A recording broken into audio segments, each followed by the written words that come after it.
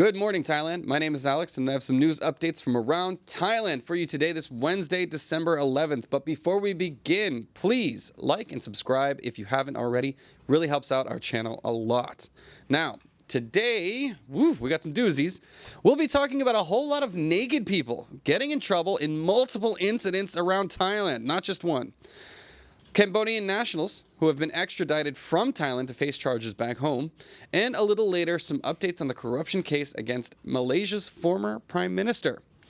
But first, some of the naked people. Thai police have cracked down on pornographic content production in the country. Thai authorities launched Operation Rabbit Slaughter, suppressing sex creators, targeting a global network producing and distributing pornographic content involving Thai women. Arrests included Thai nationals and foreigners from the UK, Russia, Germany, and Serbia, charged with commercial production and distribution of explicit material.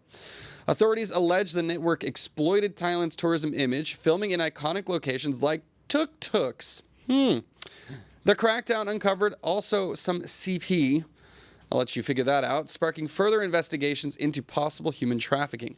Arrests occurred in Bangkok, Chonburi, and Savanabhum, with suspects confessing during interrogations. Well, I don't know how you expected to get away with this.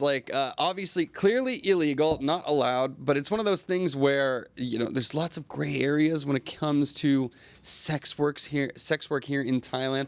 However, when you're producing and mass distributing your illicit material for millions around the world to see, you're leaving a very big paper trail. So the Thai authorities do not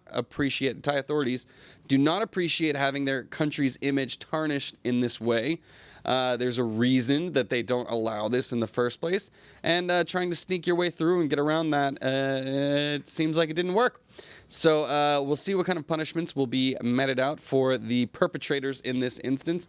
I, for one, have no idea what kind of material they're talking about. Anyways, be careful. Don't consume, okay? If you guys want to support Thailand's tourism image, please don't go looking anything up. That's all I'll say. Moving on. Okay, before we get to more naked news, which I promise is coming down the way, we got fun stuff later. We have some weird, tragic stuff happening next. Now, a man randomly attacked his neighbor with a machete in Thong province. Now, a 50-year-old man named Jared attacked his neighbor Nong Nuch with a machete in Thong province, injuring her legs and arms.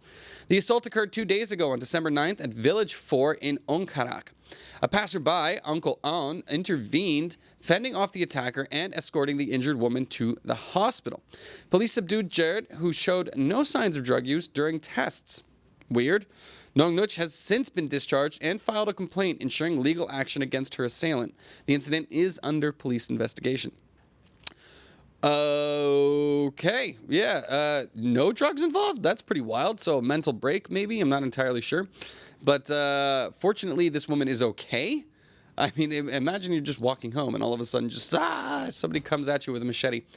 Pretty crazy stuff. Actually, I have a personal story on this one. I've seen a similar incident happen in China, where I lived for a long time, where I saw a man be attacked by another man with a machete, and I was like, dude, it was crazy case of spectator syndrome, right? Like bystander syndrome, where people are just sort of watching the incident unfold and nobody was doing anything. I was the one that had to call the police in my broken Chinese to get them out there. But it's a terrifying situation when you see somebody like with the wild eyes, the crazy eyes, snapping and, potentially doing a lot of harm to people. In this case, as was the case in mine, nobody was killed, thank goodness. But we got to do something about the mental health crisis. I feel like it's only getting worse. All right, more tragedy, unfortunately. Down in Pattaya, we have another addition to the so-called Pattaya Flying Club, as a Finnish man falls to his death from the 11th floor in Pattaya. The 52-year-old Finnish man, Tero Sakari Karpinen, tragically fell to his death from the 11th floor of a condominium on Pattaya 2nd Road in the early hours of December 10th. The incident, reported to police and rescue teams, left witnesses shocked. Security initially mistook the fall for debris until discovering the body. Police are investigating whether the fall was accidental or intentional, with an autopsy pending to determine the cause. The family must provide documentation to claim the body for funeral arrangements. Good question brought up in the comments. Why does this always seem to happen in Pattaya? Look, there are questions of maybe, accidents can happen, sure, but this does seem to be beyond the statistical allowance for accidents. There's a lot of people that are, drinking a lot down there. A lot of old expats on, maybe not on the best terms, their families, I'll say. And then maybe there's always the potential of foul play as well, which these incidents have uncovered in the past. So combination of three factors there, I guess. But it does seem to be an all too often occurrence happening in Pattaya, particularly with older European men. Who knows what they're getting into, but be careful, guys. Obviously, there is a larger, older European male demographic in Pattaya for reasons I will not discuss here, but it does appear to be affecting them. Be careful. Make sure you got your railings secured. Moving on, I promised you more naked stories, and boy, do I have a couple more. First one, a nice one. A naked Russian man was rescued after a perilous swim between Pattaya and Larn. What were you thinking? A naked Russian tourist was rescued on December 8th after attempting to swim from Pattaya Beach to Larn. What a dangerous 6-kilometer journey. Spotted by speedboat driver Mr. Pracharat near the Hinkong buoy channel, the man was exhausted, injured from seawater exposure, and adrift. He was given a life jacket, rehydrated, and transported to the Kanlaon district office. Calm sea currents likely saved him from further danger. The tourist admitted he had started the swim the night before, but was swept off course. The incident highlights the importance of safety and respecting nature's risks. Yeah, I'd say so. What were you thinking, man? First of all, starting the swim in the middle of the night, thinking, nah, it's not that far. 6 kilometers, man? Yeah, I don't know what kind of substances were involved with this. Maybe he was just a sober, crazy person. That one seems hard to believe, but in any case, very lucky that the speedboat driver just came along and saw him because of the calm seas and was able to rescue him. Don't do that again. All right, giving everybody a heart attack, and fortunately, he managed to survive this one. We've been doing too many stories about people drowning in the islands down south because they're not respecting how powerful the ocean can be. Fortunate in this case, but stop doing it, people. All right, no, there's actually we're doing some charity work with an event which will be doing one of these very long swims, right, to raise awareness to help kids to be able to learn how to swim. They're doing it under supervision, right? They're doing it the whole way with a boat next to them the whole way, making sure that they're okay the entire time. That's how these things are supposed to be done, not on a whim in the middle of the night. Thank you. Yes. Anyways, moving on to our last naked story. I promise, Elliot, it's the last one. And they're not fully naked this time, okay? Because police raided a Bangkok hotel party and arrested over 120 people in their underwear. Thai police raided a party in room 2001 of the S31 hotel in Bangkok's Watana district, arresting over 120 attendees, including Thais and Pharangs, early on Sunday morning. Most guests, primarily gay men, were scantily clad and suspected of using drugs like ecstasy and ketamine. Police found illicit substances and conducted drug tests, revealing 66 individuals with drug residue and 31 caught in possession. However, 27 tested negative and were released. The event, previously flagged for similar activity, drew professionals, including doctors, highlighting the persistence of such unauthorized gatherings in Bangkok. Well, these boys came to party, didn't they? Good God. So yes, the issue here at play was not the gathering of 120 men in their underwear. It was the substances that were being used. Of course, these were illicit substances. Interesting that the 27 who tested negative and without possession were allowed to go. Just with a little bit of embarrassment, I imagine. I don't even know. But yeah, whoo! That story is a doozy. I don't know. What do you guys make of that one? And were any of our viewers in that attendance? Hopefully not. 120 dudes in their underwear. I'm still wrapping my head around this one, guys. If you can help me make sense of it, please let me know in the comments. Not. Now, moving on to our next, our final story. I just got some weather updates for you. This final story for Thailand before we get into the ASEAN section. We're done with the naked people, so if you were here for that, you can tune out now. Temperatures in Thailand are rising across the board, with heavy rain persisting in the south. Thailand is experiencing a slight rise in temperatures by 1 to 2 degrees Celsius, particularly in the north and northeast, while the south continues to face heavy rain, especially in provinces like Songkhla, Pattaya, and Yala. Morning temperatures in the upper regions remain cool, with lows around 19 to 22 degrees Celsius and highs reaching 33 degrees. Southern thunderstorms cover 40% of the area, with rough seas and waves exceeding 2 meters in stormy zones. Be careful out there. Bangkok expects partly cloudy skies with temperatures ranging from 23 to 34 degrees. The weather reflects a weakening high-pressure system across the region. And anecdotally, we can confirm our boys just got back from a motorcycle trip up to the north. And we're like, oh, was it cooler up there? And they said, no. So, yeah, apparently we are still just going to be hot here in the land of smiles. But, yeah, again, there you heard about 2-meter waves coming into the ocean. So be careful with your small craft advisories out there. And, yeah, maybe don't do any long-distance swims for the time being. All right. That's it for the weather. Now well, no, it's not. That's not it for the weather. It's it for the weather in Thailand. I have some unfortunate news about the weather in Indonesia now, as we move on to the ASEAN section of our news stories. All right, Indonesia now. Landslides and flash floods have devastated Java in Indonesia. Flash floods and landslides in West Java have left 10 dead and 2 missing, forcing over 3,000 people to evacuate.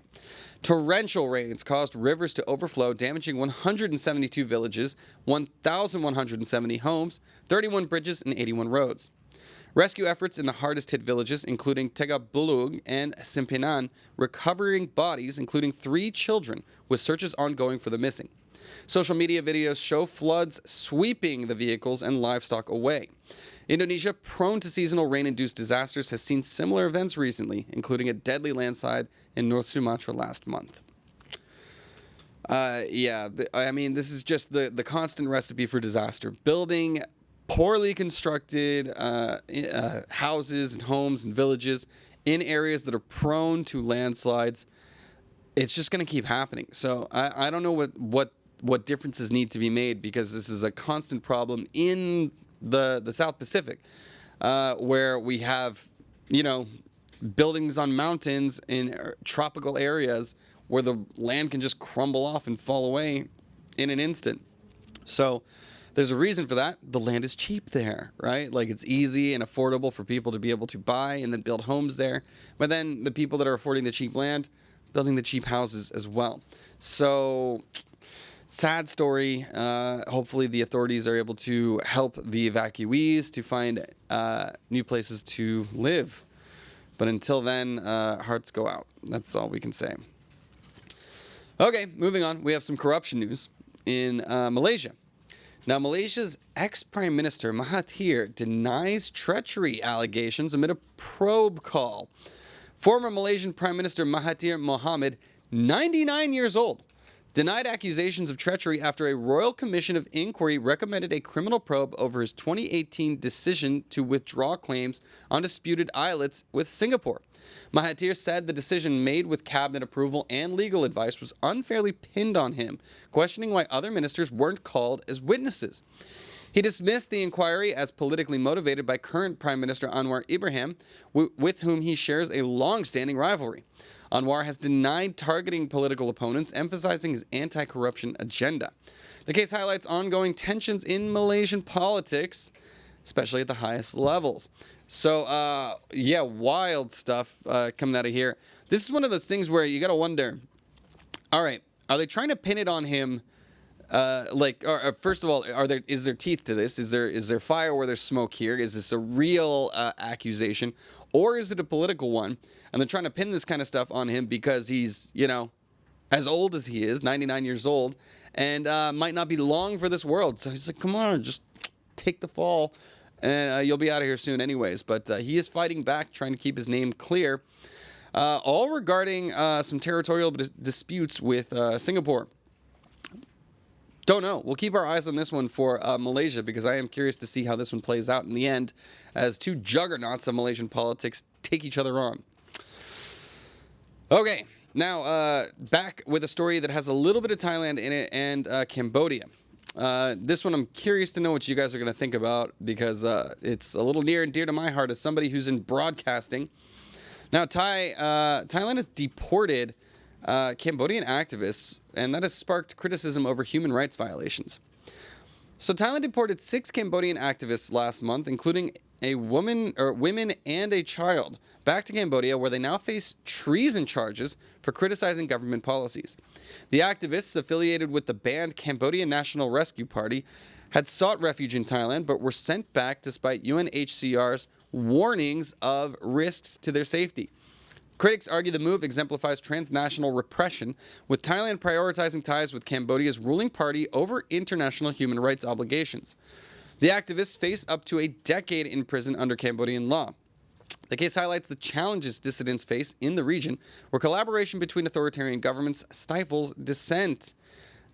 Indeed. And this is one of the things where, even in Thailand, where there is a relative freedom of speech, freedom of press, that kind of stuff compared to its neighbors, I would argue, it's not absolute the way that we are very much used to where I come from in the West. That is an important, cornerstone of our society, to be able to criticize government policies.